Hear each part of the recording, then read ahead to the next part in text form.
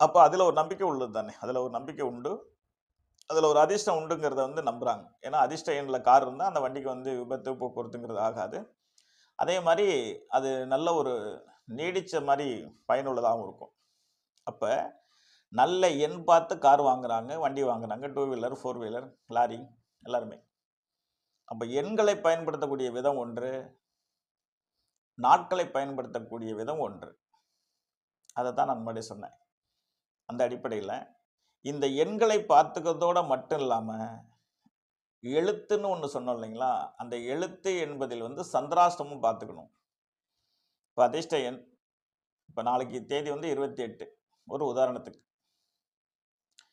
அந்த 28ங்கிறது ஒண்ணாயிடும். அதே சமயத்துல அது அன்னைக்கு சந்திராஷ்டமம்னு ஒண்ணு இருந்துரும். ஏன்னா நான் ஒரு ஜோதிடன் அல்லவா? அதனால நான் சந்திராஷ்டமத்துக்கு தான் பயப்படுவேன். வேற ராகு காலம், குளிகன், யமகண்டம், கரிநாள், பிரதமை இதுக்கெல்லாம் நான் பயப்பட மாட்டேன். அதே சமயத்துல அதெல்லாம் உண்மை இல்லைன்னு நான் சொல்லிடுவேன். அது வேறு வேறு காரணங்கள் இருக்கு. அத பத்தி இதுல பேசக்கூடாது. ஆகவே நம்மளுடைய தேதியாவே இருந்தாலும் சந்திராஷ்டமம் என்ற ஒரு விஷயத்தை நாம் தவிர்த்தரணும். அடுத்து 1 வாரம் கழிச்சு மற்ற தேதியை பார்த்துக்கணும். ஆகவே 2ஆம் தேதியில் பிறந்த என் அன்பு சகோதர, சகோதரிகள் இனிவரும் காலத்தில் 1, 2, 7 அதிர்ஷ்ட எண்கள். அதே தேதியில தேதி வரும்.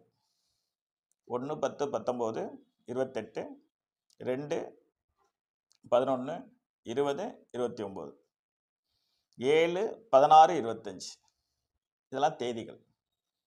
இவைகளை அறிந்து இந்த பதிவை கொஞ்சம் பொறுமையாக கேட்டு, வழக்கமாக பயன்படுத்தக்கூடிய ஒரு டைரியில எழுதி வச்சு, முக்கியமான நிகழ்வுகள் அப்படிங்கிற விஷயத்த மட்டுமே இதன் அடிப்படையில செஞ்சீங்கன்னா, ஒரு மிகப்பெரிய வெற்றி கிடைக்கும் என்பதில் சந்தேகத்துக்கு இடமில்லை.